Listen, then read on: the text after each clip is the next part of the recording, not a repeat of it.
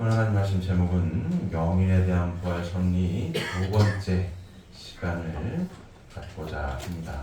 오늘 하나님 말씀 제목이 뭐라고요? 영인에 대한 부활 섭리 오늘 두 번째 공부하는 시간이 되겠습니다. 자, 보시면 낙원 이외의 영인들의 재림부활에 대해서 알아보도록 하겠습니다. 기독교 이외의 타 종교를 믿고 간 영인들은 자기들과 같은 종교를 믿고 있는 지상인을 택하여 가지고 재림하여 복귀 섭리의 목적을 이루어 나아갈 수 있도록 협조함으로써 동일한 혜택을 받게 된다. 이렇게 설명하고 있습니다. 이해되십니까? 자, 오늘 영인에 대한 부활 섭리 두 번째 공부하는 시간입니다.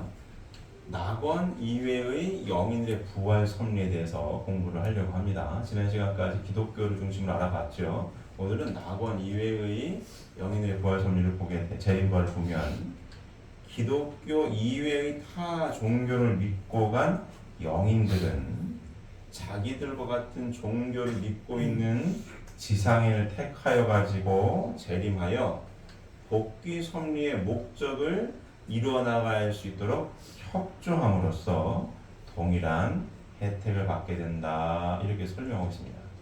이해되십니까? 자, 다시 한번 보시죠. 이 문구에서 핵심 문구가 뭐겠어요? 기독교 이외의 타 종교를 믿고 간 영인들은 자기들과 같은 종교를 믿고 있는 지상인을 택하여 가지고 재림하여 복귀 섭리의 목적을 이루어 나갈 수 있도록 협조함으로써 동일한 혜택을 받게 된다. 이렇게 설명하고 있습니다. 여기서 핵심 포인트가 뭘까요? 뭐겠어요? 뭐죠? 오늘 말씀 제목이 영인들에 대한 부활 섭리 두 번째 공부하는 시간이에요. 자, 그러면 기본 우리가 이 공부하고 있는 기본 대전제는 뭐냐면 하나님이 계시고 하나님께서 인간을 비롯한 모든 피조 만물 세계를 창조하셨다라고 하는 것을 기본 대전제로 하고 지금 이 말씀을 공부하고 있습니다. 맞습니까? 이 자리에 계신 분들은 하나님을 믿고 있는 분들이에요. 맞습니까? 그럼 하나님께서 인간을 어떻게 창조하셨냐? 어떻게 창조하셨죠? 어떻게 창조했어요? 마음과 몸으로 이렇게 창조했단 말이에요. 다 여기 동의하시죠? 자, 동의하시죠? 내가 이것도 제가 몇 번 말씀드렸는데 신앙생활의 첫 출발점은 내가 스스로 있는 자가 아니고 주어진 존재라고 하는 것을 받아들이는 데서부터 시작한다라고 해도 틀린 말이 아니라고 제가 말씀드립니다. 맞습니까? 내가 태어나고 싶어 태어난 사람이 아무도 없어요. 어느 날 주어진 거죠. 김씨 집안이든 이씨 집안이든 신씨 집안이든 몇째 아들 몇째 딸로 주어진 존재입니다. 맞습니까? 나를 있게 한 누가 있어요? 원인자가 있다는 거예요. 그 원인자가 있고 나는 주어진 결과물이고. 맞습니까? 그 원인자를 우리는 통칭해서 뭐라고 표현을 해요? 하나님이라고 표현합니다. 신이라고도 표현하고 하나님 표현합니다. 그 하나님께서 인간을 비롯한 모든 피조만물 세계를 창조하셨어요. 주어진 존재로 나를 어떠한 모양으로 주어지게 했느냐? 이와 같은 모양으로 주어지게 한 겁니다. 맞습니까? 그렇게 주어지게 했다고. 우리 부활로님 계속 공부하고 3주째 공부하고 있는 거예요. 자, 마음이 늙어요, 안 늙어요? 안 늙고 뭐가 늙어요? 몸이 늙는단 말이에요. 하나님 창조가 이렇게 이중구조로 창조를 해놨고 인생도 이렇게 설계를 해놨단 말이에요. 어머니 태중에서 10달, 100여 년을 준비하고 100여 년은 어딜 준비하는 거예요?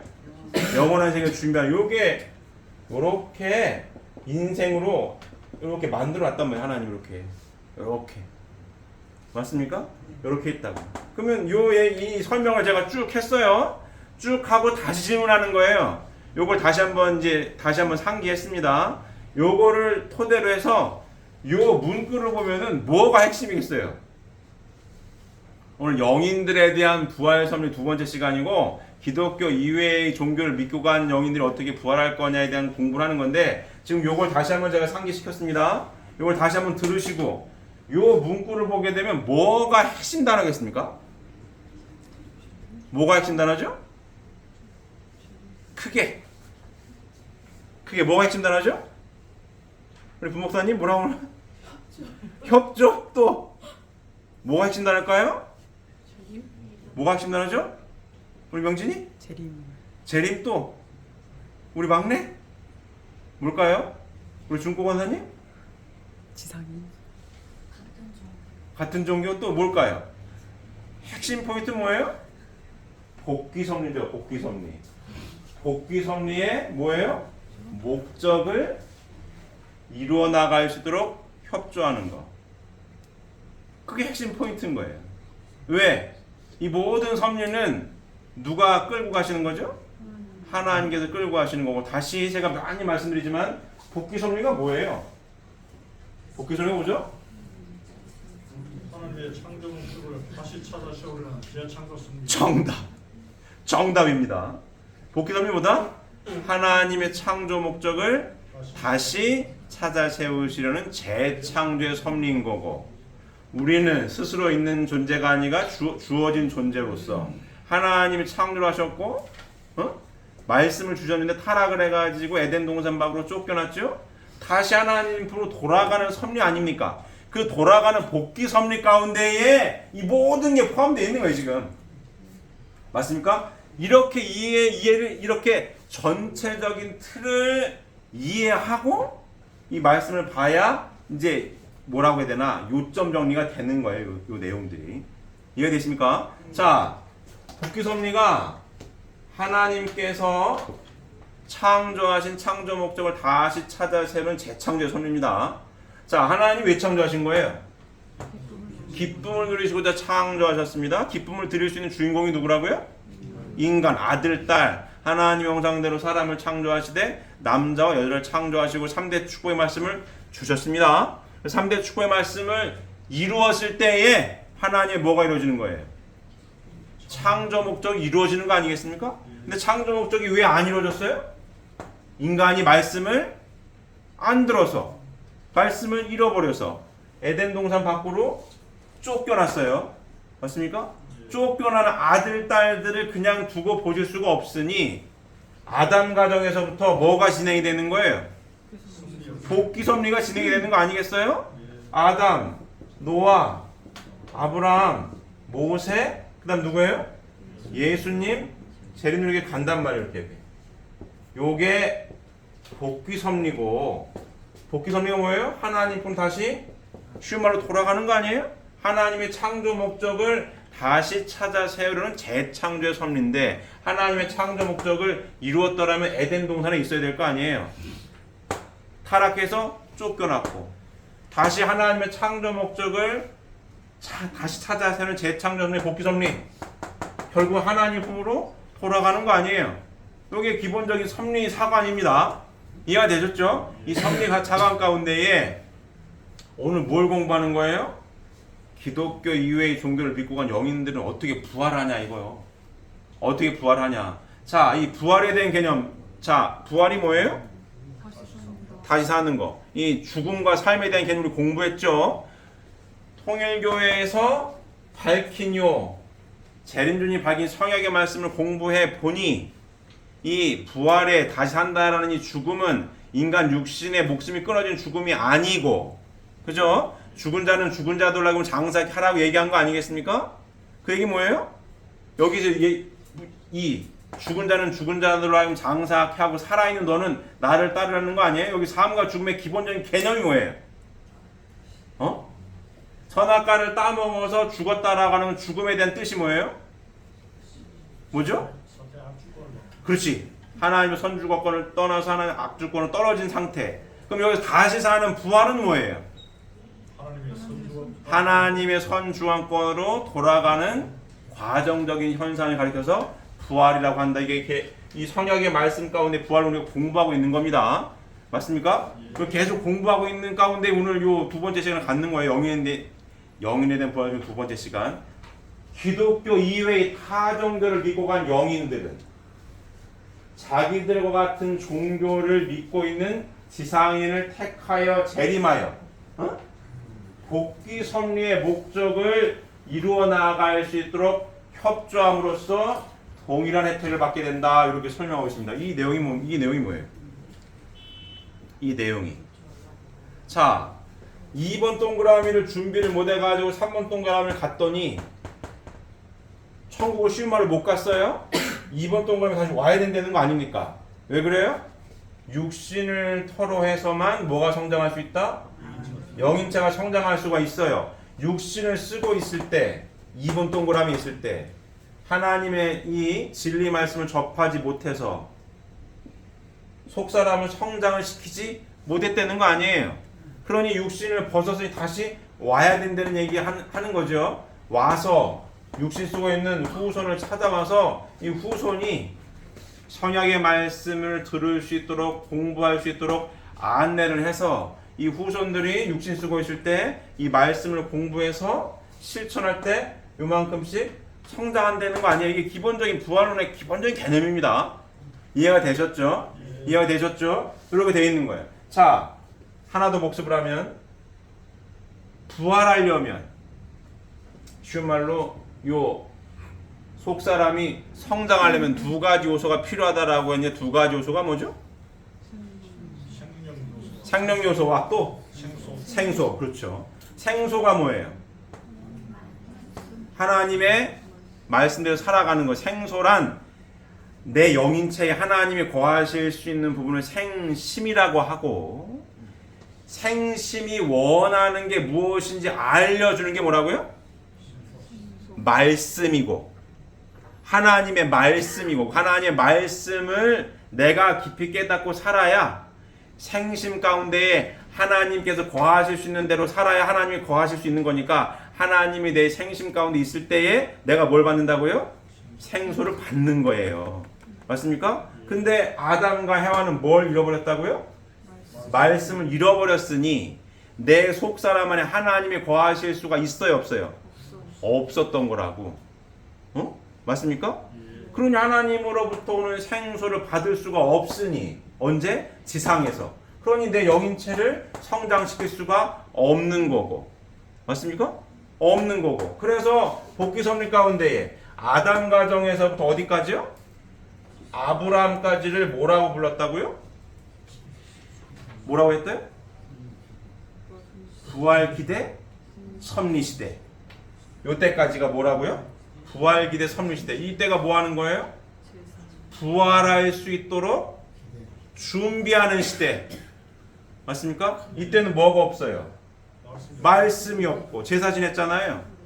부활할 수 있는 기대를 준비하는 부활 기대 섭리 시대. 요때까지. 그 다음에 모세 때 드디어 구약의 말씀을 우리가 봤죠. 구약의 말씀을 통해서 구약의 말씀처럼 구약의 말씀을 내가 육신 쓰고 공부했어요. 그 10계명을 잘 지켰어. 그만큼 내 속사람이 성장을 해서 요때에 부활한 거를 무슨 부활이라고요? 소생부활 했다. 하나님에 대해서 요만큼을 알게 됐다는 거 아니에요. 아무것도 모르다가 이만큼을 알게 돼서 이만큼을 부활한 겁니다. 그래서 지난 시간에 공부했던 게 뭐예요? 부활 섭리는 건 뭐다? 복귀 섭리다 라는 개념도 여기에 해당이 되는 겁니다. 전체적인 내용 이해가 되십니까? 부활 섭리는 건 뭐다? 복귀 섭리다. 왜? 하나님에 대해서 몰랐는데 이만큼 알게 됐잖아요. 하나님 품으로 이만큼 돌아왔잖아요. 그러니까 복귀 섭리가 하나님 품으로 돌아가는 건데, 부활도 역시 사탄의 악주관권을 떠나서 하나님 선주관권으로 돌아오는 과정적인 현상을 부활이라고 했는데, 말씀을 드디어 모세의 구약의 말씀을 통해서 하나님에 대한 말씀을 알게 되었으니 이만큼 하나님 품으로 돌아간 거고, 하나님의 선주관권으로 부활한 거고, 똑같은 개념 아닙니까? 예를 들어서 부활 섭리는 것보다 복귀 섭리단 여행을 지난 시간에 공부했던 거고. 맞습니까? 그러면 다시 예수님이 오셨어요. 예수님이 뭘 가지고 오셨죠?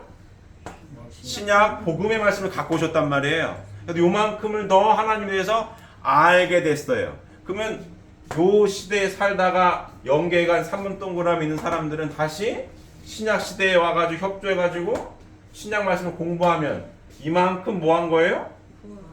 부활한 거죠. 이만큼 하나님 품으로 다시 가까워진 거죠. 요걸 지난 시간에 공부한 겁니다.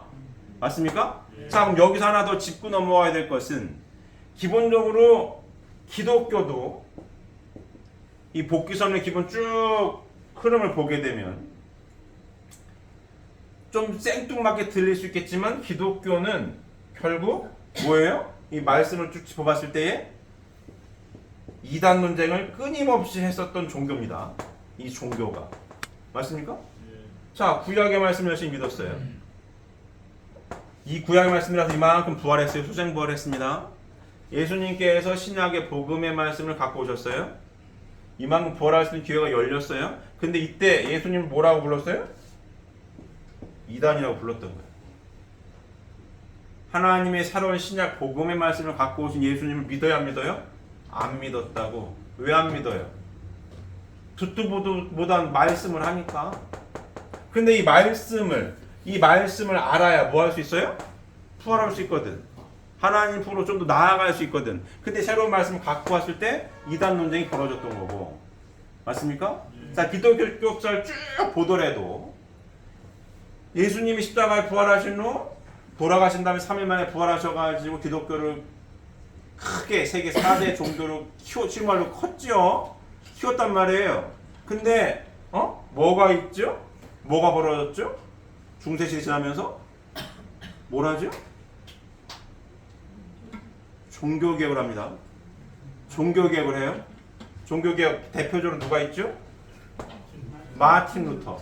마틴 루터가 종교개혁의 깃발을 들면서 했던 말이 뭐예요?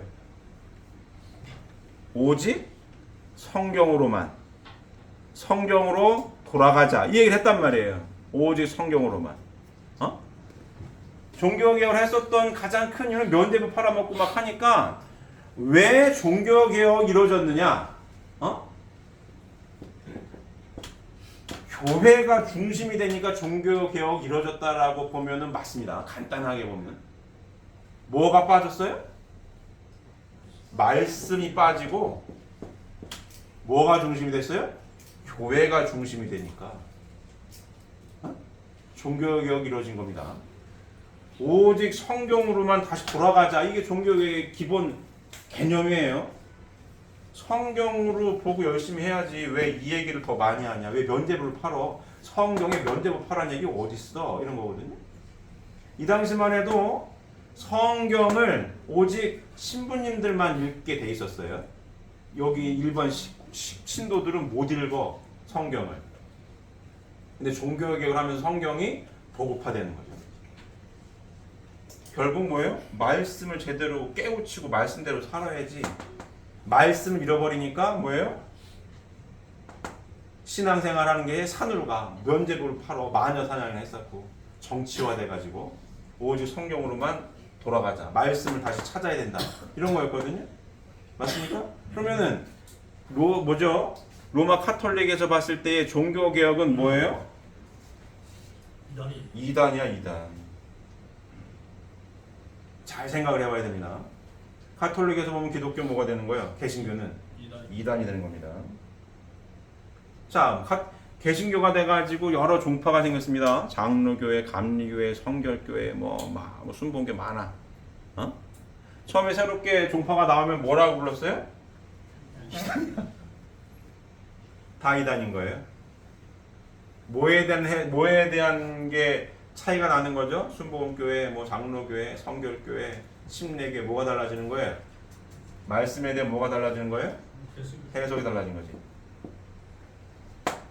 그래서 수많은 카톨릭이 있지만 개신교는 쫙 갈라졌어요. 해석이 달라져가지고 성경에 대한 해석이 달라. 새로운 게 나오면 이단이요. 전 먼저 있던 애들 이단이라고 그래. 근데 시간이 나가지고 여기가 좀 많아져. 여기는 또 이단이 아니야. 또 나왔네. 이단이야. 뭐가 달라지는 거예요? 말씀에 대한 해석이 달라지는 겁니다. 제 말이 맞습니까? 이해되십니까? 자, 그럼 제가 하고 싶은 이야기가 뭐겠어요? 드디어 재림주님이 오셨단 말이에요. 메시아, 재림주님의 가장 큰 사명은 뭐라고요? 뭘 가지고 오셔야 돼요? 새 말씀을 갖고 오신 겁니다. 성경 비유와 상징으로 되어 있는 이 성경을 밝히 해명한 뭘 갖고 와야 돼요? 새 말씀을 갖고 오셔야 되는 거예요. 이게 가장 큰 조건입니다. 이거 요 새 말씀을 새 진리 말씀으로 받아들이느냐 받아들이지 못하느냐에 따라서 쉬운 말로 우리 통일교인과 일반 기독교인들이 갈라지는 게 여기서 갈라진다고. 제가 이거 많이 말씀드렸죠. 통일교회와 일반 기독교 뭐가 다르다고요? 구원론이 다르다고. 왜 구원론이 달라요? 새 말씀을 공부해 보니까 믿어도 천국 가는 게 아니요. 특히 부활, 죽은 자 가운데 무덤이 열리고 벌떡벌떡 일어나는 게 아니라고. 이해되십니까? 그래서 계속 공부를 하는 거예요. 이 새 말씀을 갖고 오신 우리 문성민 선생님을 그래도 말하고 말해 이단이 임원이 막 떠들어서도 뭐에 대한 차이예요? 말씀에 대한 거를 밝히 해명하신 거를 믿느냐 안 믿느냐에 따라 달라지게 되는 거고. 맞습니까? 우린 지금 이 새 말씀을 계속해서 공부하고 있는 거고, 이 새 말씀 가운데 오늘 부활론, 영인에 대한 부활론 두 번째 시간을 공부하고 있는 겁니다. 맞습니까? 자, 이제 전체적으로 한번 다 쭉 정리가 되셨죠? 이 정리된 토대 위에 다시 한번 보면 기독교 이외의 타 종교를 믿고 간 영인들은 자기들과 같은 종교를 믿고 있는 지상인을 택하여 가지고 재림하여 뭐 해야 된다고요? 복귀 섭리의 목적을 이루어 나아갈 수 있도록 협조함으로써 동일한 혜택을 받게 된다. 복귀 섭리의 목적을 이루어 나가는 게 뭐예요? 다시 하나님 품으로 돌아가는 거죠. 자, 그러면 복귀 섭리의 목적을 이루어 나갈 수 있도록 협조함으로써 동일한 혜택을 받게 된다. 자, 이 사람이 홍길동이라는 사람이 기독교가 아닌 불교를 믿다가 영계 갔어요. 뭐 많이 있겠, 여러 가지 종교가 있겠죠. 갔더니 어디를 갔겠어요? 3년 동그라미 갔는데 천국을 갔어요? 못 갔어요? 못 갔다고. 왜? 하나님에 대한 말씀을 잘 몰랐어. 속사람을 성장시키지 못했어요. 그럼 어디로 와야 된다고요? 지상에 와야 돼. 와서 자기들 같은 종교를 믿고 있는 지상을 택하여 가지고 재림해서 복귀 섭리의 목적을 이루어 나갈 수 있도록 협조를 해야 된대. 그러면 이 협조한다라는 게 뭐예요? 지상 쓰고 있는 이 후손을 찾아가 가지고 성약의 말씀을 공부할 수 있도록, 접할 수 있도록 인도해서 이 후손이 이 성약의 말씀대로 실천하고 살아서 속사람을 성장시켜야 이 불교 믿다간 선조도 뭐 할 수 있다? 부활의 혜택을 볼 수가 있다. 이게 결론입니다. 간단히 얘기하면 그런 거예요. 맞습니까? 그래서 재림주님 오셔가지고 구원의 화두로 던진 게 뭐라고요? 행복론인 거고, 재림주님 오셔가지고 종교를 만들러 오신 게 아니에요. 재림주님은 종교를 만들러 오신 분이 아닌 거예요. 기본적으로 하나님 창조가 이렇게 이중구조로 창조를 해놨고, 타락하지 않았으면 아버지와 아들과 관계, 부모님과 자식 관계, 부자지 관계입니다. 맞습니까? 에덴 동산에서 타락하기 전에 일문일답한 거예요. 중간에 목사님이 있어요, 없어요? 없다고. 종교란 게 없는 거예요. 이렇게 이중구조로만 지음 받은 거고. 그래서 타락을 해가지고 무지에 빠져서 하나님을 잃어버려서 하나님 있는지도 몰라요. 그래서 하나님의 복귀 섭리노정 가운데 쭉 기독교 섭리노정으로 이렇게 쭉 중심 인물들로 도표를 그릴 수가 있는 거고, 기독교가 아닌 타 종교도, 자, 총설에서 배웠죠. 인간이 이중구조로 되어 있는데 여기는 무지에 빠졌다가 발전시킨 게 어떤 영역이에요? 여기는 과학, 여기는 종교. 양심이 있으니까 종교가 발전시켰다고. 기독교가 아닌 여러 종교가 발전시켰습니다. 우리 인류 역사를 보게 되면 종교 역사라고 해도 틀린 말이 아니죠. 4대 문명권이 다 종교가 시작이 돼가지고 문명이 발달합니다. 왜? 속사람이 있다 없어? 있으니까. 무지에 빠졌지만 뭔가 모르게 있어.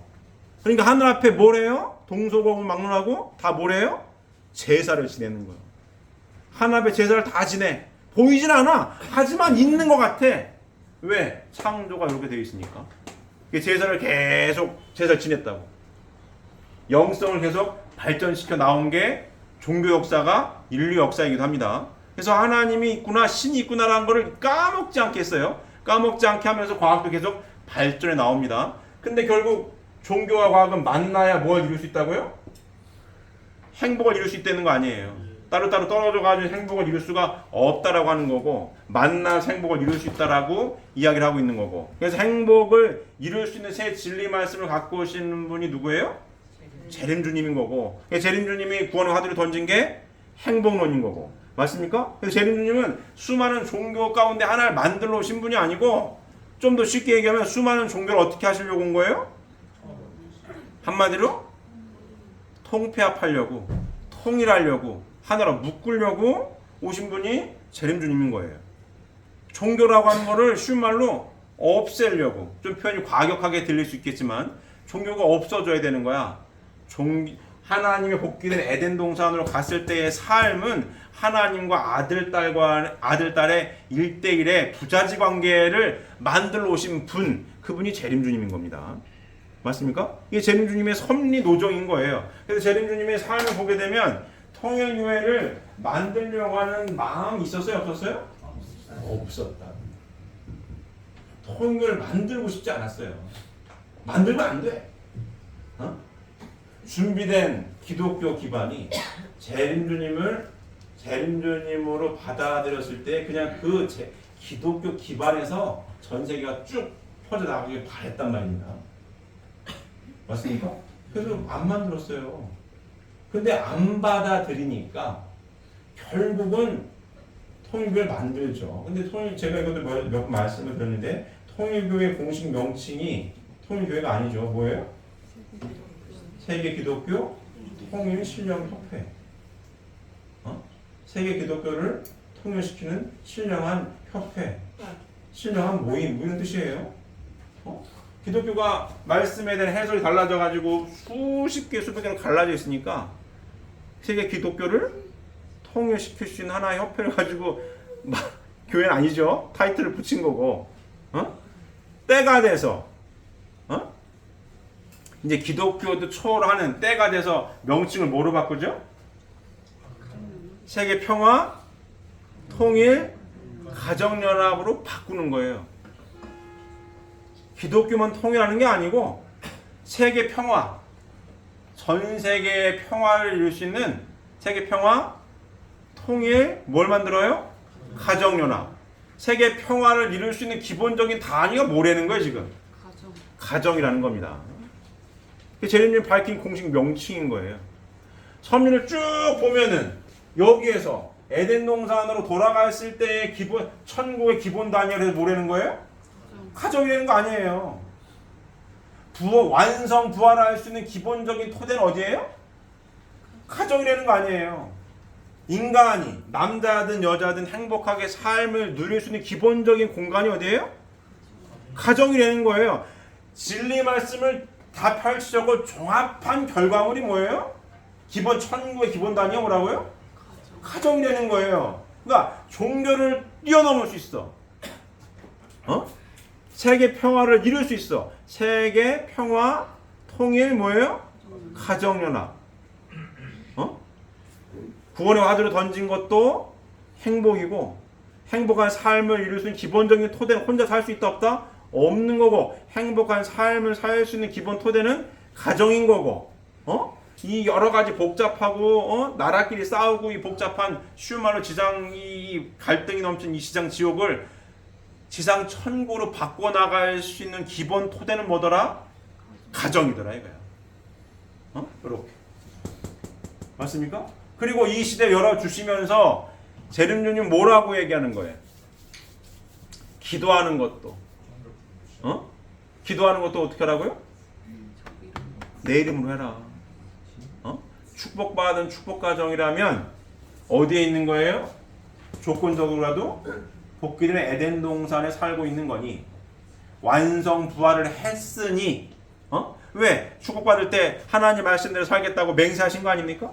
그럼 재림주님은 이 복귀 섭리를 완성시키러 오신 분이기 때문에 조건적으로라도 이 길을 다 터놔야 되니, 세계 기독교 통일 신뢰연합회로 출발했다가 세계 평화 통일 가정연합으로 간판을 업그레이드 시킨 거죠. 세계 평화를 시킬 수 있는 건 뭐예요? 그러니까 기독교를 통일시키는 것뿐만이 아니라 뛰어넘어서 전 세계 모든 인류의 행복한 삶을 이룰 수 있는 토대는 가정이라고 하는 밝히시면서 세계 평화 통일 가정연합을 펼치셨고, 그리고 복귀된 에덴 동산에서는 목사님이 필요한 게 아니잖아요. 메시아가 필요한 게 아니잖아요. 그러니 잘났건 못났건 요 섭리의 완성점에 있다라는 전제하에 축복가정들이 완성부활할 수 있다라는 전제하에 누구 이름으로 기도하라는 거예요? 내 이름으로, 축복받은 축복가정 이름으로 뭐예요? 기도도 아니고 뭐예요? 보고 안 되는 거 아니에요. 보고 안 되는 거 아니에요. 누구에게 구하는 거예요? 하나님께, 아버지께, 어머니께 보고 안 되는 거 아니에요. 이게 재림주님의 섭리적인 삶이고 밝히신 새 말씀을 근간으로 해서 당신께 살아오신 섭리 노정입니다. 맞습니까?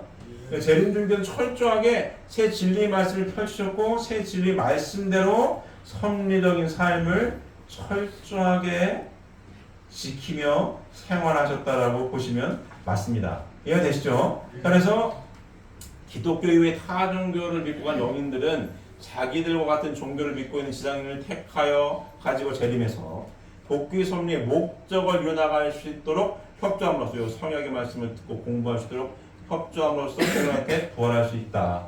양심적으로 살다간 선영인들은 지상의 선인들에게 재림 협조함으로써 동일한 혜택을 받게 되는, 종교 안 믿고 영계 가신 분들 많이 있을 거 아닙니까? 그들도 역시 어떻게 해요? 지상인 선인에게 재림 협조함으로써 어떤 협조해야 되는 거예요? 복귀의 섭리를 완성시킬 수 있도록 안내하고 협조함으로써 동일한 혜택을 받게 된다. 이렇게 설명하고 있습니다. 자, 악령인들의 재림 부활은 그 역사가 결과적으로 하나님이 벌러서 지상인의 죄를 청산하려 하셨던 것에 대한 탕감 조건으로 세워졌을 때 재림 부활 혜택을 받게 된다. 악령의 역사가 어떻게 하늘을 대신하여 심판의 행사를 하는 결과를 가져올 수 있을 것인가를 실례를 들어보자. 복귀 섭리의 시대적인 혜택으로 말미암아 가정적인 혜택권으로부터 종족적인 혜택권으로 옮겨질 수 있는 한 지상인이 자기 자신이나 혹은 그 선조가 지은 죄가 남아 있으면 어떠한 탕감 조건을 세워 그 죄를 청산해야만 종족적인 혜택권으로 넘어갈 수 있게 된다. 이때에 하늘은 악령인들로 하여금 그 죄에 대한 벌로서 이 지상인에게 고통을 주게 된 역사를 하게 하시는데, 이 지상인이 그 고통을 감수하고 잘 넘어가면 이것을 탕감 조건으로 하여 그 악령인도 같이 혜택을 받게 된다. 이렇게 설명하고 있습니다. 내용이 이해가 되십니까? 설명이 좀 길죠? 길어요. 근데 제가 이 내용도 많이 강조했었던 거예요. 많이 강조했었던 거예요. 오늘따라 조시는 분이 많네. 어젯밤에 안 주무시고 뭐 하셨어요? 어젯밤에 안 주무시고 뭐 하셨어요? 날씨가 더워서 그런 것 같아요. 기지개 한번 켜볼까요? 이렇게? 이렇게 좀 풀어보세요. 이렇게. 날씨가 이제 많이 더워요. 더우셔서 그런가 그냥 다들 졸고 계시네. 이 중요한 말씀을 하는데 졸지 마시고 눈을 번쩍 뜨시고 눈을 번쩍 뜨시고 자, 부활론 강의를 할 때마다 제가 많이 말씀을 드립니다. 자, 기본적인 부활에 대한 개념 다 이해가 되셨죠? 숙제하고 계시죠? 이해가 다 되셨죠? 그러면 이 3번 동그라미에 있는 많은 선조들은 이 시간이 굉장히 중요한 시간인 거예요. 맞습니까? 왜? 공부할 수가 없어요. 본인은 육신을 벗어버렸기 때문에 후손, 박씨든 이씨든 김씨든 후손이, 육신을 쓰고 있는 후손이 이 시간에 육신이 있으니까 이 성경의 말씀을 공부할 때에 뭐 할 수 있어요? 같이 공부할 수 있습니다. 이 진짜예요. 천금 같은 시간이야. 여기 있는 양반들한테는 천금 같은 시간인 거예요. 그러니까 조심하면 안 됩니다. 조심하면 안 돼요. 천금 같은 시간이니까 잘 보세요. 잘 보십시오. 자, 악령인들에 대한 이야기를 하는 거예요. 악령인들에 대한 이야기. 쉬운 말로 지상에서 살 때에 나쁜 짓을 많이 했어요. 나쁜 짓을 많이 했어도 결국은 죽잖아요. 죽어가지고 여기 가보니까 뭐 쉬운 말로 지옥이야. 못 살겠네. 그러니 내가 지옥에서 벗어나려고 하니 방법이 어떻게 해야 되는 거예요? 2번 동그라미는 후손을 찾아와야 된다고.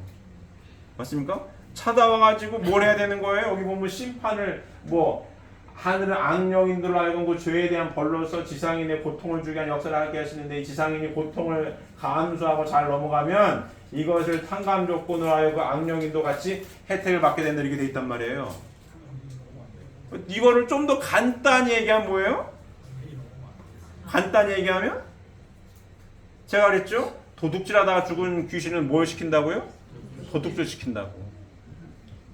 근데 내가 여기 성역의 말씀을 공부하고 있어요. 축복 가정이야. 도둑질하고 싶어. 근데 뭘 공부했어 우리 지금? 말씀을 공부해서 내가 하나님의 아들인 걸 알았어요. 하나님의 딸인 걸 알았어. 근데 이 3번 동그라미 도둑질했던 귀신이 왔다 갔다 해가지고 도둑질 시켜. 왜? 배운 게 도둑질이야. 도둑질 시키는 거야 이게. 이 잘 살아야 돼. 잘 살아야 돼. 여기 육신 쓰고 있을 때. 육신을 털어해서만 뭐가 할 수 있다고요? 영인체가 성장할 수 있다고. 육신을 쓰고 도둑질 연락했더니 도둑질밖에 못한다고 속사람이. 도둑질 하려고 했더니 이게 쉬운 말로 벌을 받아서 여기는 지상에서는 쉬는 시간이 있어요. 맞습니까? 도둑질에도 안 들키면 깜빵을 안 가잖아요. 근데 이 동네는 쉬는 시간이 없어. 요대로 100년 살다가 왔어? 못 숨어요. 못 숨기는 겁니다. 내가 나를 속일 수 있어요? 나는 나를 속일 수 있다. 그건 불가능합니다. 내가 다른 사람을 속여도 나는 나를 못 속여요. 맞습니까? 내가 나를 어떻게 속여? 똑같은 겁니다. 육신을 쓰고 있을 때는 육신 쓰고 있는 사람을 속일 수 있어요. 육신을 벗어버리잖아요. 요게 그대로 기록되어 있다고. 속일 수가 있어요? 없어요? 못 속인다고. 여기는 계속 깜빵이야. 계속 깜빵이야. 괴롭죠? 그리고 어디 와야 돼? 2번 동네 와야 되는 거예요. 와서 뭘 시켜요? 도둑질을 시켜. 왜? 나 좀 구원해줘. 누구한테? 여기 말씀 공부한 축복가전을 도둑질 시켜. 근데 나는 말씀을 공부해서 도둑질하고 싶은 충동이 일어났지만 하나면 안 되지. 하나님 아들, 딸에 그러면 안 되지. 하고 그거를 극복했을 때 부활한다는 얘기입니다. 그게 이 얘기예요. 악령이 들어가면 그에 대한 벌로서 지상인에게 고통을 주게 하는 역사를 한다. 힘들게 해. 나는 그러고 싶지 않은데 막 그래. 막. 그럼에도 불구하고 말씀을 알고 있는 나는 그러지 말아야지. 내 마음이 편안하게 살길 바라고 있지 않습니까? 근데 나를 막 뒤집어 엎어. 그럼에도 불구하고 나는 그러지 말아야겠다 라고 했을 때 부활한다는 기본 개념인 거고, 이 악령이들이 어떻게 역사를 하냐 볼까요? 악령의 역사는 두 가지 방법이 있다. 직접 역사, 악령인으로 하여금 그 지상인에게 접하여 역사하게 함으로써 그 지상인이 스스로 청산해야 할 죄에 대한 탕감 조건을 세워 나가게 하는 방법이다. 자, 이게 무슨 얘기예요? 자, 좀 속된 표현을 쓰면 우리 한국말에 씨도둑질을 못한다는 얘기 들어보셨습니까? 씨도둑질을 못한다는 얘기를 해요. 네 아버지가 바람을 피더니 너도 바람을 피냐? 들어보셨습니까? 누구 닮다고요? 부모 닮는 거 아니에요 이렇게. 그 얘기를 다시 한번 부활론을 공부한 내용을 토대로 다시 한번 곱씹어 보면, 자, 아버지가 바람둥이였어요. 죽었네? 아들이든 딸이든 성장을 해서 장가를 가든 시집을 갔어요. 뭘 펴? 바람을 펴. 폭력 가정에서 폭력 가정이 나온다는 데이터도 많이 들어보셨죠? 내가 어렸을 때 아버지한테 맞고 자랐어. 나는 그러지 말아야지. 내가 컸네? 다 뇌를 때려. 왜 할까요? 물론 보고 배운 게 그걸 해가지고 할 수도 있겠으나 이 동네 3번 동그라미가 왔다 갔다 하면 그렇게 되는 거예요. 이해되십니까? 네. 나는 그러지 말아야지 하는 내가 그러고 있어. 왜? 얘가 왔다 갔다 해서 왔다 갔다 하면서 내 마음을 흔들어. 그게 이 얘기입니다. 이해되십니까? 자, 악령에서는 두 가지 방법이 있다. 직접 역사하는 거야. 내 선조가 악령인으로 하여금 그 직접 지상인에게 접하여 역사하게 함으로써 그 지상인이 스스로 청산해야 할 죄에 대한 탕감 조건을 세워 나가게 하는 방법이다. 나한테 자꾸 왔다 갔다 해. 그럼에도 불구하고 나는 말씀을 들었으니 하나님의 아들로서 딸로서 안 해야지. 근데 처음부터 그런 충동이 없으면 얼마나 편하겠어요. 그죠? 그런 충동이 없으면 좋겠어. 근데 충동이 자꾸 생겨. 이거 고통스러운 겁니다, 이거. 그런 마음이 안 들면 얼마나 좋아요. 근데 자꾸 올라와, 이게. 이거 고통스러운 거, 이거. 자, 기본적으로 하나님께서 주신 말씀의 핵심 포인트는 뭐라고 그랬죠, 제가? 뭐에 대한 말씀이라고요? 뭐에 대한 말씀? 관계에 대한. 그렇지. 손동작 해보세요. 뭐에 대한 말씀? 관계에 대한 말씀이요. 관계의 기준을 정해 인간에게만. 하나님이 중심이 되어서 관계를 맺어라. 사람은 남자 아닌 여자인데 하나님이 중심이 되어서 뭘 맺어라? 관계를 맺어라. 타락은 뭡니까? 뭐예요? 하나님이 중심이 된 게 아니라 누가 중심이 된 관계를 맺은 거예요? 사탄이 중심이 된 관계. 결국은 누가 중심된 거예요? 나. 네 눈이 밝아진다고 내 눈이 밝아져? 하는 중 하나님 없습니다. 그러면 모든 타락한 인류들이 공통적으로 3번 동그라미 가가지고 나한테 시그널을 보낸다라고 하는 정도의 차이가 있을 뿐이지, 기본적으로 이 말씀을 제대로 공부하지 못했으면 나한테 와가지고 어떤 관계를 맺게 시키겠어요? 누가 중심이 된 관계를 맺게 시키겠어요? 내가 중심이 된 관계를 맺게 시키는 겁니다. 내가 중심이 된 관계가 세게 붙으면 뭐예요? 싸워야 되는 거고, 내가 중심이 된 관계, 쉬운 말로 너 왜 욕심이 많어? 그런 거 아니겠어요? 내가 중심이 된 관계를 자꾸 맺으려는 사람은 넌 너무 네 중심적이야. 넌 너만 알아. 이런 얘기 해요, 안 해요? 합니다. 이기적인 거. 지금 우리가 살고 있는 이 지상 세계가 어떻게 보이세요? 응? 이기적이잖아요. 나만 알잖아요. 다 내가 중심적이잖아요. 맞습니까? 그래서 우리가 야, 위대한 사람이야, 위인이야, 뭐 성자야, 대단한 사람이야, 존경스러워라고 하는 사람들의 삶은 뭐예요? 그래서 자기를 희생한 사람들. 맞습니까? 내가 중심된 관계를 안 맺었어. 나를 희생하고 다른 사람을 도와주고 나를 희생하고 다른 사람을 살려줬다고 그 사람을 가리켜서 위인이라고도 하고 성자라고도 해요. 이런 사람이 많습니까? 적습니까? 적다 이거야. 많으면 위인이 아니지, 보통 사람이지, 흔한 사람이지. 근데 왜 위인이라고 해요? 적으니까. 어떤 관계 맺는 사람이? 위하여 사는 이 실천하는 사람이 적다 이거야. 맞습니까? 그런 거예요. 악령인들이 하는 게 그런 겁니다. 기본적으로 나를 기준으로 해가지고 관계 맺으려고 하고, 욕심이 많아. 나부터 내 승질하면 욕해야 되는 거고, 내 열받으면 때려야 되는 거고, 그런 거이고, 악령인들이 했던 거. 기본 타락이 뭐니까? 타락이 뭐라고요? 내가 중심이 있는 관계를 맺어버린 거, 내가 가득 차 있는 거, 욕심스러운 거, 그게 타락성이거든요. 그러니 아무리 선하게 살다고 도를 닦았어도 이 말씀을 잘 공부하지 못한 사람들은 결국 천국에 못 간 거고, 쉽게 얘기하면 왜? 완성이 안 됐으니까, 차량이 완성자가 안 됐으니까 다시 와가지고 2번 동그라미한테 협조한다는 꼴이 뭐예요? 이거. 악령인으로 직접 그 지상인에게 접하여 역사하게 함으로써 그 지상인이 스스로 청산해야 할 죄에 대한 탕감 조건을 세워나가게 하는 방법이다.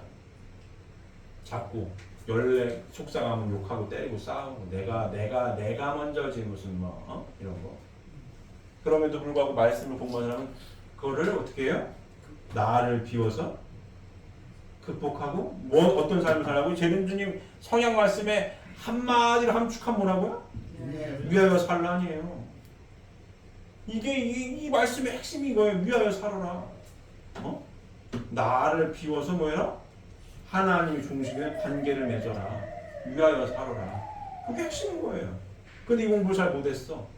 그리고 3년 동안을 갔어. 그러니 협조한다는 꼴이 뭐예요? 내가 중심이 된 관계, 내가 중심이 된 생각, 내 욕심대로 하려고 하는 거. 이게 협조한다는 꼴이 이렇다. 그러니 이 말씀을 공부하고 있는 우리는 항상 뭘 체크해야 돼, 뭘 확인해 봐야 되겠어요? 나 스스로를 봐야 된다. 아니 이 자리에 있는 분들 다 3번 동그라미 있을 거 아니에요. 선조들이 있을 거 아니에요. 그러면 착한 쉬운 말로 선조만 있겠어요? 악한 선조도 많을 거 아니에요. 그러면 여기가 지금 나한테 와 있다고 보고 나한테 어떤 시그널을 보내는지 내 스스로를 항상 뭘 해야 되겠어요? 점검해야 되는 걸 점검해야 되는 거지. 나를 내 정상인가? 내가 가득 차 있나? 점검을 해야 되는 거 이거. 우리가 신앙생활을 왜 한다고요? 우리가 신앙생활 왜 해요? 행복하게 살려고 합니다. 행복하게 살려고 하면 이 성경 말씀의 기본 핵심 포인트가 뭐였다고요? 나를 비워야 내가 행복하게 살 수 있어. 부활론 왜 공부해요? 악령인들이 있으면 나한테 왔다 갔다 하면 내 마음이 정상이 아닐 수가 있겠구나. 점검하려고. 나를 비우지 못했나 점검하려고 공부합니다. 이해되십니까? 자, 악령 역사는 직접 나한테 왔다 갔다 해. 나한테 왔다 갔다 해. 점검이 필요한 거고. 두 번째, 간접 역사. 이게 더 골치 아픈 일입니다, 이거. 자, 보세요. 그 악령인이 어떤 지상인에게 직접 역사하는 것과 동일한 정도의 범죄를 행하려는 다른 지상의 악인에게 그 악령인을 재림하게 하여서 그 악인으로 하여금 실체로서 지상인에게 악의 역사를 하게 함으로써 탕감 조건을 세워 나아가는 방법이다. 이 말이 좀 길고 어렵죠. 자, 여기는 나한테 직접 왔다 갔다 하는 거. 여기는 뭐예요? 난 여기 있는데 이건 뭐예요? 누가 지금 슬리쿠션 얘기했죠? 정답이에요. 슬리쿠션. 이거는 직접 방으로 치면 직접 다이렉트로 때리는 거고 나한테 왔다 갔다 해. 얘는 뭐예요? 슬리쿠션이지. 내 주변 사람들로 하여금 뭐예요? 나를 괴롭힌다고. 이게 더 골치 아픈 겁니다. 나는 열심히 신앙생활을 해. 하나님 말씀대로 살려고 애를 써. 내 옆에 있는 사람이 나를 이유 없이 모함하고 배신하고 욕하고 나를 괴롭혀. 누가 하는 거예요? 얘가. 이렇게. 살다 보면 그런 일이 있으니까 없으니까? 많아요, 많아. 억울한 일 많습니다. 근데 이 말씀을 공부하면, 자, 복귀 섭리를 쭉 공부했어요. 이 말씀을 공부했어요. 공부를 해보니 내가 이렇게 가는데 이렇게 웅덩이가 파져 있다. 이거. 누가 파는 거 이거? 선조들이 파는 거지 이거. 선조들이 파놔서 가다가 풍덩 빠지고 풍덩 빠지고 풍덩 빠지고. 좀 결이 다른 이야기지만 교통사고 난 데서 또 나고 물에 빠져 죽은 동네 또 빠져 죽습니다. 이렇게 내가 괴로우니까 내 후손들 찾아가가지고 계속 괴롭혀. 맞아요? 틀려요? 맞잖아요? 누군가는 이거를 메꾸고 넘어가야 돼. 여기는 불행한 거고 여기 행복한 거 아니에요. 여기 빠진 인생 불행한 인생인 거고 여기 넘어간 인생 행복한 인생인 거예요. 근데 우리 신앙생활 왜 한다고요? 왜 하는 거 이거? 행복하게 살려고. 나를 모함하고 나를 힘들게 하고 하는 사람들 쓰리 쿠션을 치고 있구나. 그렇게 이해하는 게 맞습니다. 나 굉장히 억울해. 나한테 왜 그러지? 얘들이. 그럼 나라고 하는 사람은 어떻게 해야 되겠어요? 나라고 하는 사람은 이 육신술교 때 말씀을 배웠어요. 나는 어떻게 해야 될까? 나는 이런 상황이 벌어졌어요. 나는 이런 상황이 벌어졌을 때 내 마음가짐은 어떻게 해야 되겠어요? 이 말씀을 공부한 나는 어떤 마음을 가지고 살아야 되겠어요? 재림주님 뭐라고 하셨죠? 신앙생활의 기본은 뭐라고요? 뭐죠? 감사한 마음. 정답. 신앙생활의 기본은 뭐라고요? 감사한 마음인 거야. 재림이 밝힌 내용이에요. 왜 감사합니까? 왜 감사하죠? 여기에서 내가 누군지를 알게 됐잖아요. 아, 내가 하나님의 아들이었어. 내가 하나님의 딸이구나. 날 알아. 알고 이 말씀을 공부해 보니까 이런 일이 왜 벌어지는지도 알아. 지금 그 공부하고 있는 거예요. 모르면 답답하죠. 모르면 답답하니까 전보로 당기는 거 아니에요? 알면 안 답답해. 그리고 기본적으로 이 진리 말씀을 통해서 이걸 메울 수가 있어요, 없어요? 있다 이거야.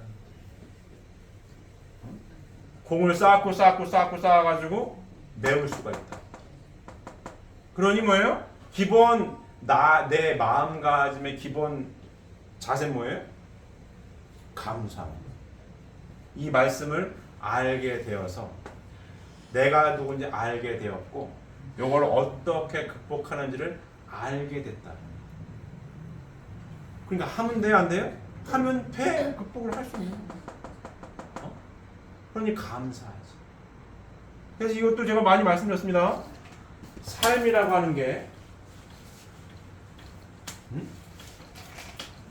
행복한 삶이라고 하는 게 큰 대기업이나 무슨 뭐 권력을 가진 권력자가 아니라 어떤 삶이 행복한 삶이라고요? 변수가 없는 삶. 큰 변수 없는 삶.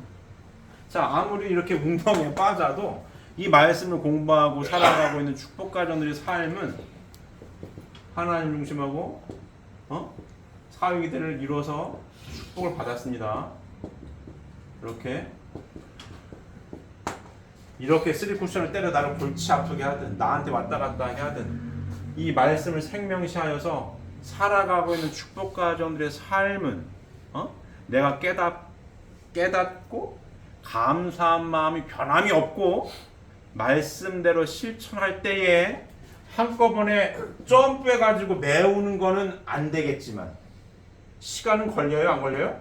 시간은 걸립니다. 시간은 걸려요. 하지만 시간이 걸리는 건 걸리는 거고 시간이 가면서 메우게 되는 거고 이 말씀대로 기본 감사한 마음으로 위하여 사는 삶을 실천할 때에 내 인생은 뭐다? 큰 뭐가 없어요? 변수가 없어요. 그러면 괜찮은 삶이 되는 거예요. 크게 변수가 안 생겨. 인생에 큰 변수라는 게 종류가 많이 있을 수 있어요. 사고 나고 싶어 하는 사람 없습니다. 사고가 났는데 기적같이 멀쩡해. 우리 김기한 장로님 여기 계신데 버스 운전하시거든요. 주변에서 작년이죠 벌써. 작년에 사고 났을 때 동료분들이 다 죽은 줄 알았대잖아요. 멀쩡하지 않습니까? 사고가 나도 괜찮아. 자, 변수가 요 정도에서 왔다 갔다 하는 거 넘어가 버리면 큰일 나는 건데 이 정도는 신축성이 있어가지고 괜찮아. 이 정도는 괜찮아. 이렇게 어진간히 극복할 만해. 괜찮아. 괜찮은 인생인 거예요. 여기를 맨날 뛰어넘어 막 사방팔방으로 튀어나가. 맨날 사고야. 행복한 인생이 될 수가 없습니다. 진리 말씀을 공부한 사람은 이 정도 적당히 변수 안에서 신축성에게 왔다 갔다 할 수 있으면 괜찮은 거예요. 동의하십니까? 괜찮은 거예요. 아니 세상에서 이혼하고 싶어가지고 결혼한 사람이 어디 있어요? 맞습니까? 근데 이혼율 50% 넘어요. 어? 인생의 가장 큰 스트레스가 이혼이라는 거 아니에요. 근데 왜 하냐고? 하고 싶어요? 아니잖아요. 이걸 밥 먹듯이 해. 어? 돌싱 포맨이라고 그 연예인들 나오는 뭐나 예능 프로그램 있죠. 시대가 바뀌어가지고 옛날에는 이혼하면 연예인 생활하기도 힘들어서 쉬쉬했는데 지금은 이혼했어도 그 이혼한 사람들끼리 예능을 찍어요. 웃으면서 옛날에 이랬동 저랬동 이혼한 걸 가지고 서로 놀리기도 하고 막 웃으면서 하지만 좋겠습니까? 큰 상처로 남아져 있는 겁니다. 당사자들한테는 그런 거. 축복 과정은 이 안에 사는 거예요. 보이지 않는 3번 동그라미가 계속 왔다 갔다 하겠지. 여기서 중요한 거 3쿠션을 축복 과정들 잘 부부끼리 잘 보십시오. 3쿠션을 내 배우자가 칠 때가 참 힘든 거예요. 이게 내 배우자가 나를 때려. 3쿠션이야. 나는 말씀대 살고 착 덩대는데 배우자가 뭐 어느 날 이게 잘못돼가지고 나한테 이게 3쿠션을 쳐. 잘 생각하셔야 됩니다. 이거 제 말이 이해가 되십니까? 자, 천국산의 훈련 장소가 그래서 어딘 거예요? 가정인 거야. 끊임없이 왜? 3쿠션을 쉽게 칠 수 있는 게 누구예요? 가장 가까이 있는 가족들이 치는 거 이게. 응? 저 양반은 나가서는 양반이네 들어와가지고 맨날 시끄러워. 그런 적 있어요 없어요? 나가면 신사야. 들어오면 완전 두 얼굴이요. 응? 그래서 흔히 하는 얘기가 있잖아요. 야, 넌 좋겠다. 네 남편 어쩌고. 넌 좋겠다. 어쩌고. 그럼 뭐래요? 네 살아봐. 야, 네가 데리고 살아봐. 그 말이 나오나? 맞습니까? 그런 거 이게. 여기. 실리코스는 여기 이게 칠 수 있다. 그래서 천국 생활을 어디 살아는 거야 지금? 가정에 살아는 끊임없이. 이거. 왜? 타락이 어디서 이루어졌어요? 여기서. 남녀 관계가 틀어져 버린 게 참사랑의 질서가 깨져 버린 게 타락이거든. 근데 그 첫 단추를 다시 띄우겠다라고 하는 게 복귀 선언의 핵심 포인트는 거기 있는 겁니다. 맞습니까? 여기가 구원의 장소예요. 부활의 장소가 여기인 거예요. 첫 단추가 삐뚤어졌어? 다시 채워야지. 어디서부터? 여기부터. 하나님이 중심이 돼가지고 인간관계, 남자인 여자인데 사람은 여기로 다시 관계를 맺겠다 이거야. 근데 이거를 맺은 사람이 아무도 없어. 타락 이후 지금까지 아무도 해본 적이 없는 거 이거를. 쉽겠냐고 이게.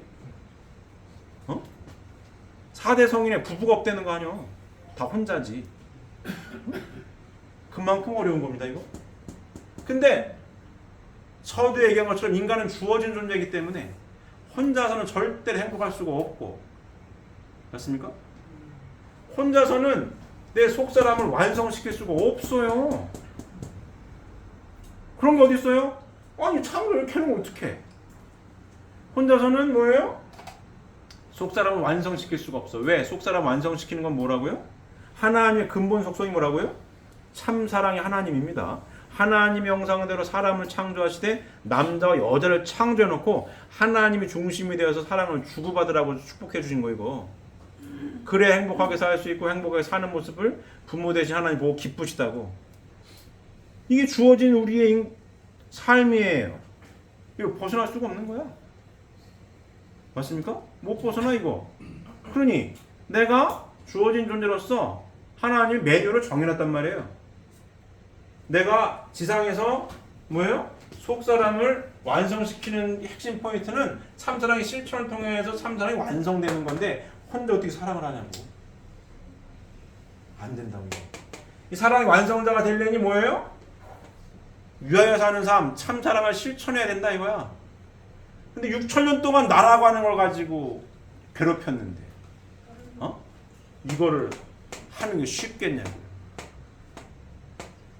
그래서 천국 생활의 훈련 장소가 어디라고요? 그래서 가정인 겁니다. 그래서 가정인 거예요. 쉽지 않지만 행복한 인생을 살아가는 데 있어서는 반드시 이 길로 가야 하는 거. 부부가 하나 되잖아요. 그럼 누구랑 하나 돼야 되는 거예요? 자녀들과. 자녀들. 자, 우리나라 옛날 말에 아무리 나이를 먹어도 결혼하지 않으면, 부모가 되지 않으면 뭘 대접 안 해줬죠? 어른 대접 안 해줍니다. 어른 대접 안 해주는 거예요. 자식을 낳아봐야 돼. 자, 아이들 낳았을 때 기쁘셨습니까? 슬프셨습니까? 기뻤다는 거 아니에요. 아들, 딸을 돈하고 바꿀 수가 있어요, 없어요? 없지. 얼마나 이쁜데. 맞습니까? 살아가는 데에서 큰 행복인 거야. 누구 닮아서? 나 닮은 애들 태어났어. 얼마나 이뻐. 눈에도 안 아프다는 얘기를 하는 거 아니에요? 맞습니까? 살아가는 데에서 애가 없다고 생각을 해봐. 내 인생을 잘 돌이켜보세요. 애가 있어가지고 많이 행복하셨죠? 근데 결혼을 해도 후회하고 안 해도 후회한다는 얘기를 하잖아요? 인간이 모순된 존재죠? 왜? 관계가 틀어져 버렸거든. 또 애가 있어가지고 행복하고 너무너무 좋았는데 무슨 말도 있어요? 무자식 상팔자라는 얘기도 있는 거예요. 왜? 내가 저걸 낳고 미역국을 괜히 먹었어. 내가 미친년이지 저걸 낳고 내가. 그런 얘기 있어요 없어요? 한다 이거야. 기뻤지만 애 때문에 속이 썩어만 늘어져. 왜? 뭐가 틀어져 가지고요? 관계가 틀어졌어. 하나님이 중심이 되어서 관계를 맺어야 하나님의 선의 혈통을 이은 아들, 딸들이 태어나서 하나님 대신 부모 입장에서 뭐예요? 아들, 딸과 하나 돼야 온전히 기쁘고 행복할 것인데 하나님이 없는 가운데 내가 멋대로 관계 맺어가지고 애가 태어나가지고 내 아들인 줄 알아. 나가라 들어라 하고 때리고. 관계가 틀어지잖아요? 맞습니까? 행복하지 않아. 복귀는 뭐예요? 여기서 망가졌으니 여기서 다시 제대로 만들어야 된다는 얘기를 하고 있는 겁니다. 여기. 맞습니까? 이 안에서 부활이 이루어지는 거예요. 이 안에서 다. 이 안에서 부활이 다 이루어지는 거예요. 오늘 부활론 계속 공부하고 있는 건데. 근데 3번 동그라미에 있는 도둑질하다 죽었던, 강도질하다 죽었던 모든 선조들도 어디서 부활해야 되는 거예요? 여기서. 그래서 제가 재림주님이 우리한테 무슨 타이틀을 주셨다고요? 총독종 메시아의 타이틀을 주신 거예요. 여기서 있으니까 우리가 여기서 해야 되니까. 이게 축복과정에도 위대한 겁니다. 잘 맞습니까? 위대한 거야. 여기서. 근데 악령인들이 이 간접묘사 특히 이거 잘 보세요. 부부지간에 쓰리 쿠션을 내 부인이나 내 남편한테 쳐가지고 나한테 들어온 경우도 많이 있습니다. 잘 보세요. 축복과정인데 이런 일이 벌어지고 있나 벌어지고 있지 않나 잘 보셔야 됩니다. 잘 해봤습니까? 잘 돌이켜 보십시오. 특히 자 여기 지금 한일 가정이 많아요. 그죠? 한국하고 일본은 역사적으로 관계가 좋지 않습니다. 한일전하면 무조건 이겨야 된다고 막 응원하는 거 아니에요. 그죠? 근데 한일 가정이 남편하고 부인하고 만났어. 일제시대 순사였어. 우리 쪽 조상은 독립운동을 했고 순사는 잡혀가서 죽었네? 이 사이가 좋겠어요? 좋겠냐고. 좋을 수가 없지. 근데 제림주님이 이렇게 했단 말이에요? 왜 하셨을까요? 여기서 풀어야 풀리니까. 매이면 매이는 거고. 제림주님은 천국을 이루시기 위해 오신 분 아닙니까? 그럼 어디서 이루어야 되는 거예요? 꼬여 있는 것도 어디서 풀어야 돼요? 그래서 매칭을 하신 거 아니에요.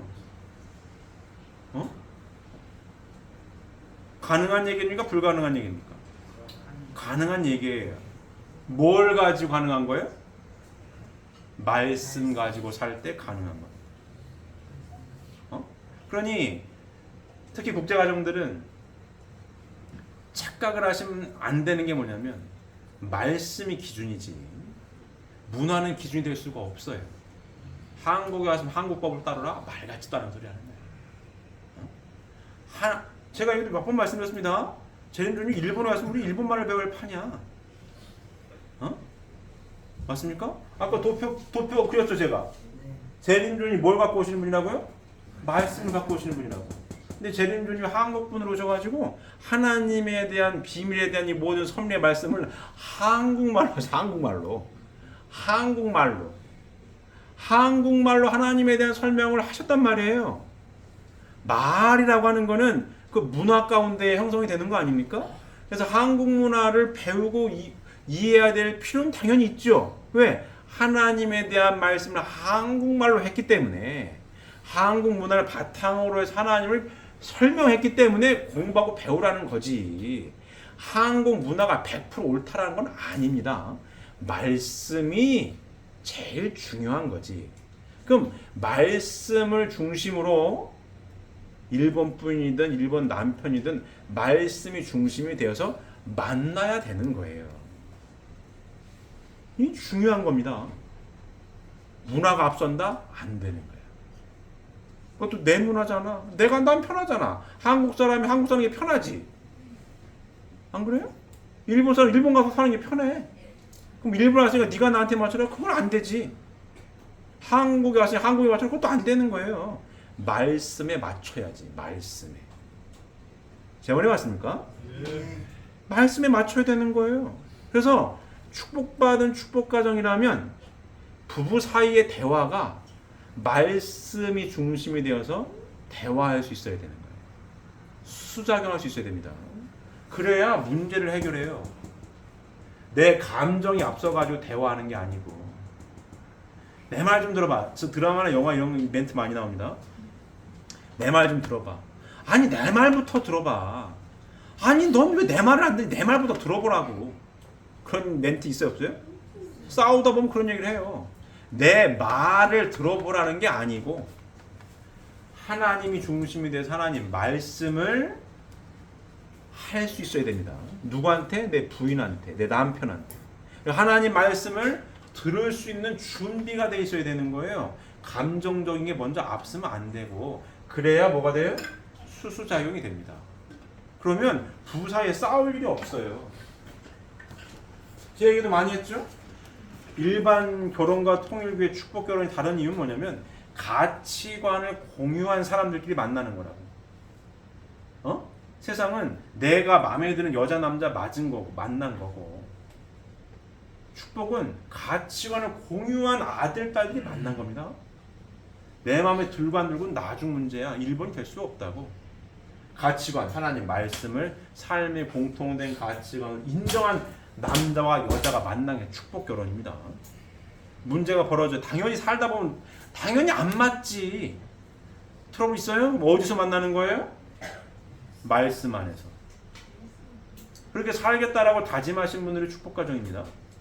근데 뭘 못해? 나라는 게 앞서면 이 공통된 답안지 안에서 대화를 못해. 내 승질난 게 먼저기 때문에 이 말씀 안에서 대화, 수수작용을 해야 되거든요. 그래야 이 말씀을 기준으로 봤을 때 이거는 내가 잘못했고 이거는 내가 잘못했구나. 이걸 서로 수정 보완해야 되겠네. 이래야 업그레이드가 되고 수정 보완이 가능한 건데 승질난다고 말씀 안에서 뭘 못해요? 대화를 못해. 말씀 안에서 수수작용을 잘 못해. 그러니 미혹되는 겁니다. 그래서 뭘 하라는 거야 아버님께서는? 천국 생활을 뭘 하라고요? 훈련하라는 거예요. 훈련. 끊임없이 훈련하라는 거예요. 훈련. 뚝딱 되는 일이 아니에요. 우리 혁이 어딨나? 우리 운동선수. 우리 혁이. 그죠? 훈련을 왜 해요?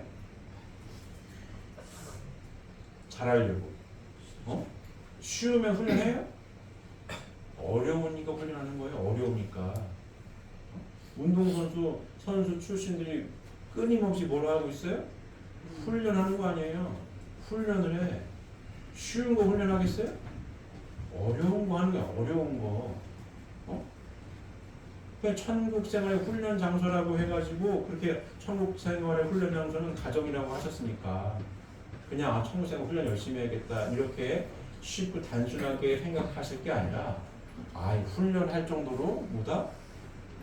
어려운 거구나. 이렇게 생각을 하셔야 됩니다. 훈련이 필요할 만큼 뭐다? 쉽지 않은 거구나. 그렇게 보셔야 되는 거예요. 이게. 그래야 이룰 수 있습니다.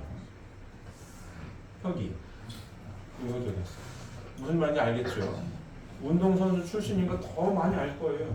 훈련을 지금 이제 좀 있으면 더 더워질 건데 이 억수로 더운 날씨에도 특히 레슬링 선수 같은 경우는 막 땀을 비오듯이 훈련하는 거 아니에요? 혁이 맞죠? 땀을 비오듯이 훈련한다는 거 아니에요? 왜 훈련합니까? 쉽지 않으니까 훈련하는 거예요. 쉬어봐 훈련을 왜 해? 천국 생활의 훈련 장소가 어디라고요? 가정인 겁니다. 가정인 거예요. 훈련을 왜 해야 돼요? 오늘 부활을 공부해 보니까 3 쿠션도 치고 별짓이 다 벌어지니까. 그래서 훈련을 해야 되는 거야. 보일이 하는 3번 동그라미가 3 쿠션도 치고 정담화도 치고 하니까 훈련해야지. 그리고 부부끼리 뭘 해야 된다고요? 말씀으로 대화할 수 있어야 됩니다. 나 열받으면 나중 얘기 이게 아니라 이 공부한 내용을 가지고 여보 3번 동그라미 왔다 갔다 하는지도 몰라. 여보 당신 3 쿠션 맞은 거 아니야? 얘기를 해야 돼. 그랬을 때 알아들어야 돼. 3 쿠션이야? 잠깐만. 나 점검 좀 할게. 나 3 쿠션 맞은 거 같아? 당신 3 쿠션인 거 같아. 알았어. 조금만. 그때 말씀을 공부했으니까 가치관을 공유했으니까 3 쿠션 얘기하면은 내가 화가 나도 3 쿠션일 수 있으니까 화를 내지 말아야지. 이해되십니까? 이게 신앙생활 하는 거예요. 이거. 그거를 가정생활에서 실전에서 실천하고 적용하려고 일요일마다 공부하는 겁니다. 공부.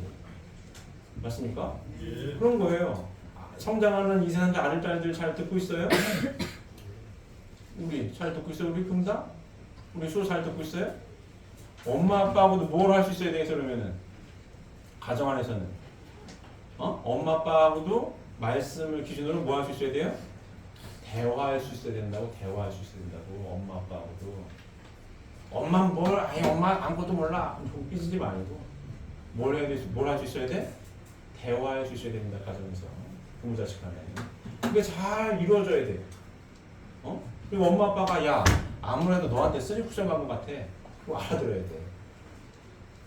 거꾸로 엄마 아빠한테도 엄마 아빠 아무래도 3 쿠션 같은데? 그럼 이 조그만 게 무슨 3 쿠션 얘기하고 이러지 말고 새겨둬야 됩니다. 그래? 알았어. 그래야 되는 거 이거 가정에서. 제 머리 이해가 되십니까? 이게 훈련입니다. 이 훈련을 열심히 365일 24시간 열심히 훈련하셔서 완성 부활하는 천국생활 훈련에서 완성 부활시켜 줄 수 있는 축복 이상 가정을 이루시고 종족종 메시아로서의 사명을 다 하실 수 있는 우리 식구님들 모두가 되시기를 바랍니다. 기도드리겠습니다.